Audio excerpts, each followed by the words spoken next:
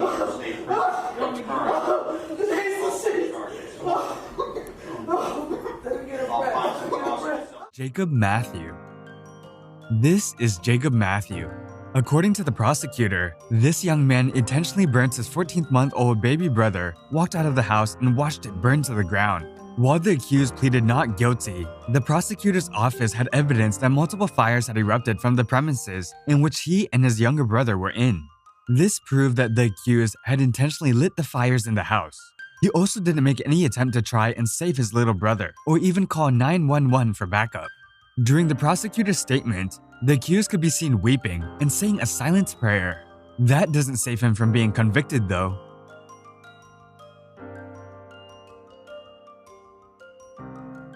Dexter Johnson.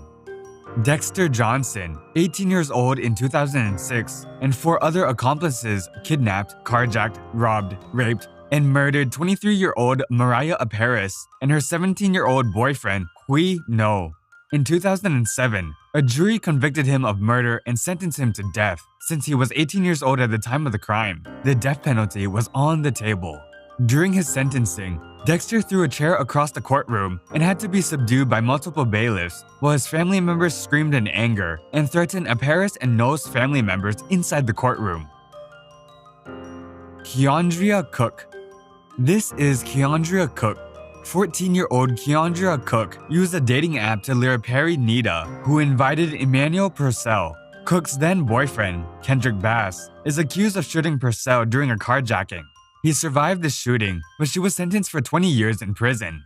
The video of Keandria's meltdown saw her wailing to hold her mom one last time before being jailed, only for courtroom guards to take her into immediate custody. Jennifer Mee. 15-year-old Jennifer Mee was an anonymous teenager from a typical American family in Florida. But she was to become an internationally famous media sensation across America because of her non-stop hiccups. Suddenly, the hiccups stopped and the fame vanished. Mee was implicated in the murder of 22-year-old Shannon Griffin, all because she lured him into an alleyway where he was shot by one of her pals. Although she did not pull the trigger, under Florida law, she is just as culpable for the murder shooter. She had invited Griffin to an abandoned spot under the pretense of selling him cannabis. Once there, 2 of her pals robbed him at gunpoint, but there was a struggle and the gun went off. During her trial, the court heard how a taped phone call between Mee and her mom, which directly implicated her in the murder. Mee was found guilty of first-degree murder and sentenced to life in prison without parole. Her co-defendants, LaRon Ryford and Lamont Newton, were also convicted of first-degree felony murder and sentenced to life in prison. She can be seen crying in court during her sentencing. Dylan Shoemaker. This is Dylan Shoemaker. Dylan Shoemaker was left to babysit his girlfriend's young child, and by the end of the night, the child was dead. According to court documents, Shoemaker would fatally beat the child when he would not stop crying. Dylan Shoemaker would be arrested and convicted of the murder, along with child abuse charges. When he was to be present in the courtroom, he allegedly told the guards that they should watch the performance he was going to put on in the courtroom. During Dylan Shoemaker's trial in court, Shoemaker cried and apologized to the victim's mother, Drew, that he did not mean to kill Austin. Ashley, who convicted him for the murder, did not accept his apology. He had his sad face ready and his privilege intact when State Supreme Court Justice M. William Bowler was ready to hand down punishment, except one thing was unexpectedly standing in his way: his own words. "I'm a 16-year-old blonde," Bowler read to Shoemaker in a now viral video. "Probably all I have to do is cry, and they're going to feel sorry for me," Shoemaker told her, referring to the jury. Teenager found guilty was sentenced to a maximum punishment of a life sentence of 25 years. Brandon Spencer. Brandon Spencer was sentenced to 40 years to life in prison in a shooting that wounded 4 people at a Halloween party nearly 2 years ago on the University of Southern California campus. Prosecutors argued in court that Spencer committed the shooting in retaliation for a gunshot wound he suffered a year earlier. They said the shooting was further motivated by a fight between Spencer and Hall on Twitter. Police maintained that Spencer attempted to flee the scene, discarding his shirt in the process. Spencer was found near USC parking lot half a mile from the shooting scene. Police recovered a black revolver, believed to be Spencer's, 3 hours after the shooting. A public safety officer testified that he saw Spencer lift the gun out of his waistband. The officer later identified Spencer out of the possible suspects detained due to his height, clothing, and skin shade. Before the sentence was announced, Spencer's attorney pleaded with the judge for a lenient sentence. Brandon Spencer pounded his forehead twice on the desk in court as the judge read the sentence for his conviction on 4 counts of attempted murder. Sheriff's deputies gathered around Spencer as he sobbed following another emotional court appearance. When he was convicted in February, he shouted expletives. Mikaden Payne. 3 young Michigan men who were teens when they were a part of a rock-throwing incident that killed a motorist on Interstate 75 were put on probation after spending more than 3 years in custody, where their case was stuck in court. The court hearing Tuesday ended a saga that began in 2017 when Ken White was struck by a rock thrown from an overpass in Genesee County. He was a passenger in a van. Skaleski, 19, Trevor Gray, 18, and Mikaden Payne, 19, appeared in Genesee County Court. Their case lasted years because of a dispute over whether they would be treated as juveniles or adults. The 3 stood in front of a different judge, Duncan Beagle, who asked them, "What were you guys thinking?"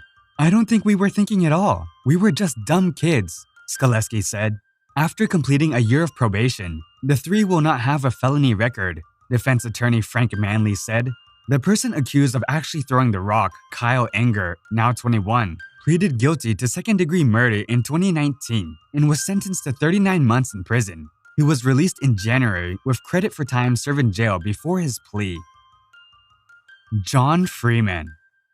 This is John Freeman. 17-year-old Freeman killed Isabella Tennant at the girl's great-parents' home in Niagara Falls in August 2012. Tennant was spending the night there while her mother was at work. Freeman was a neighbor of the homeowners who said they left the girl in his care when they went to bed. Investigators say Freeman disposed of Isabella's body in a garbage container with the help of an 18-year-old friend, Tyler Best. Best took a plea deal in August, admitting to tampering with physical evidence and hindering the prosecution. He faces a more lenient sentence of 16 months to 4 years in jail when he learns his fate later this month. Freeman was sentenced to 22 years to life in prison. He can be seen crying while hearing this sentence. Martise Fuller. This is Martise Fuller. Fuller blamed Kaylee and her mother for his expulsion from school and removal from the football team. They said Fuller, 15 years old at the time, plotted to get a gun, ammunition from a friend, and had a relative dispose of a gun the state crime lab said matched the one used in the shooting. The mother and daughter were upstairs in their home the afternoon of May 9, 2019, shortly after returning home from school. The family was preparing to go on a camping trip when Fuller snuck in through the open garage. Kaylee was shot 5 times and died at the scene. Stephanie Juga identified Fuller as the person she came face-to-face with on the 2nd floor of her home and was later shot as she tried to hide. Juga later found Kaylee unresponsive on her bedroom floor.